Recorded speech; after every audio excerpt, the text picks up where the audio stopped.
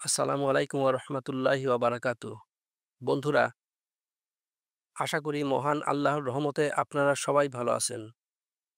আজ আমি আপনাদের শোনাবো এমন এক অলৌকিক কাহিনী যা আমাদের শেখাবে কি করে একটি ক্ষুদ্র সৎকর্ম মানুষের ভাগ্যকে সম্পূর্ণ বদলে দিতে পারে।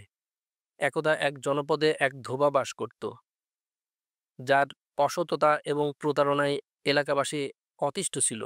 সে মানুষের ভালো কাপড় রেখে দিয়ে তার বদলে ছেঁড়া বা পুরনো কাপড় দিত এবং প্রায়ই ধোঁকা দিত। অবশেষে একদিন সেই জনপদের কিছু লোক একত্রিত হয়ে আল্লাহর নবী হজরত ঈসা আলাহ ইসলামের শরণাপন্ন হলেন। তারা আর্জি জানালেন, হে আল্লাহর নবী, এই ধোপার অত্যাচারে আমরা অতিষ্ঠ।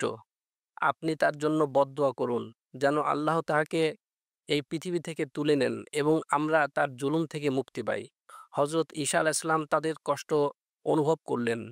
তিনি আল্লাহর দরবারে হাত তুলে প্রার্থনা করলেন, হে মহান প্রতিপালক, এই ব্যক্তির উপর থেকে তোমার বিশেষ অনুগ্রহের ছায়া তুলে নাও এবং তার কর্মফল তাকে ভোগ করতে দাও। প্রার্থনা শেষে তিনি গ্রামবাসীদের জানালেন যে আল্লাহ সেই ধোপার আয়ুষ্কাল আজকের দিনের মধ্যেই সীমাবদ্ধ করে দিয়েছেন। সূর্যাস্তের আগেই তার জীবন প্রদীপ নিভে যাবে। এই কথা শুনে গ্রামবাসীরা স্বস্তির নিঃশ্বাস ফেলল। এদিকে সেই ধোপা এসবের কিছুই জানতো না। সে তার প্রতিদিনের মতো ৩টি রুটি নিয়ে কাচার জন্য নদীর ঘাটের দিকে রওনা হলেন। পথে যেতে যেতে সে দেখল এক জীর্ণশীর্ণ ভিক্ষুক পথের ধারে বসে আছে। ভিক্ষুক কাতর স্বরে বলল, বাবা, দুদিন ধরে পেটে কিছু পড়েনি। আল্লাহর ওয়াস্তে যদি একটি রুটি দিয়ে সাহায্য করতে।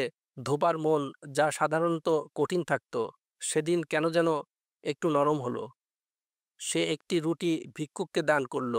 রুটি হাতে পেয়ে ভিক্ষুক আকাশের দিকে তাকিয়ে দোয়া করল, হে পরওয়ারদিগার, এই দয়ালু ব্যক্তির অতীতের সমস্ত পাপ তুমি ক্ষমা করে দাও।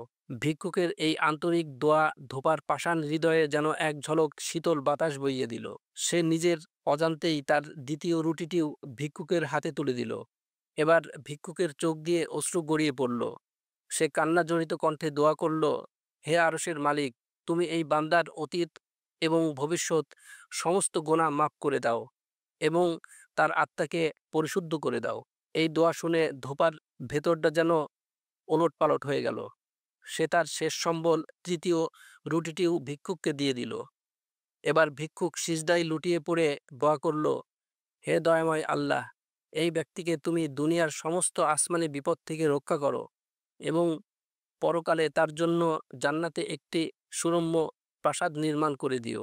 এরপর ধোপা সারাদিন কাজ করে সন্ধ্যায় সুস্থ শরীরে বাড়ি ফিরল। গ্রামবাসীরা তাকে জীবিত দেখে বিস্ময়ে হতবাক হয়ে গেল। তারা ছুটে গেল হজরত ঈসা আলাহ ইসলামের কাছে এবং বলল, হে নবী, আপনার কথা তো সত্য হলো না। সেই ধোপা তো এখনো জীবিত। হজরত ঈসা আলাহ ইসলাম ধোপাকে ডেকে পাঠালেন এবং জিজ্ঞাসা করলেন, আজ তুমি এমন কি বিশেষ কাজ করেছ যা তোমার ভাগ্যকে পরিবর্তন করে দিয়েছে? ধোবা তখন পথের ধারে সেই ক্ষুধার্ত ভিক্ষুককে ৩টি রুটি দান করার ঘটনাটি বিস্তারিত খুলে বলল। সব শুনে হজরত ঈসা আলাহ ইসলাম তাকে তার কাপড়ের গাঁটটিটি খুলতে আদেশ করলেন। গাঁটটি খুলতেই সবাই ভয়ে শিউরে উঠল। তার ভিতরে কুণ্ডুলি পাকিয়ে বসে আছে কুচকুচে কালো এক বিষধর সর্প, কিন্তু তার মুখে পরানো রয়েছে ঐশী আগুনের লাগাম।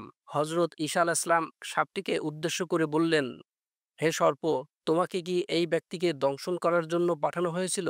সাপটি মানুষের ভাষায় উত্তর দিল, হে আল্লাহর নবী, আমাকে এই নির্দেশই দেওয়া হয়েছিল। আমি তার গাঁটটিতে লুকিয়েছিলাম সুযোগের অপেক্ষায়।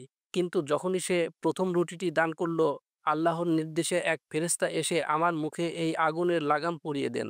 তার প্রতিটি দানে আমার বাঁধনও আরও শক্ত হয়েছে। ফলে আমি আমার দায়িত্ব পালন করতে ব্যর্থ হয়েছি। তখন হজরত ঈসা আলাইহিস সালাম সেই ধোপার দিকে ফিরে স্মিত হেসে বললেন, হে আল্লাহর বান্দা, তুমি এখন থেকে নতুন জীবন শুরু করো। তোমার ৩টি রুটি কেবল এই ক্ষুধার্তের পেটই ভরায়নি, বরং তা আল্লাহর আরশ পর্যন্ত পৌঁছে তোমার ভাগ্যলিপিকেই বদলে দিয়েছে।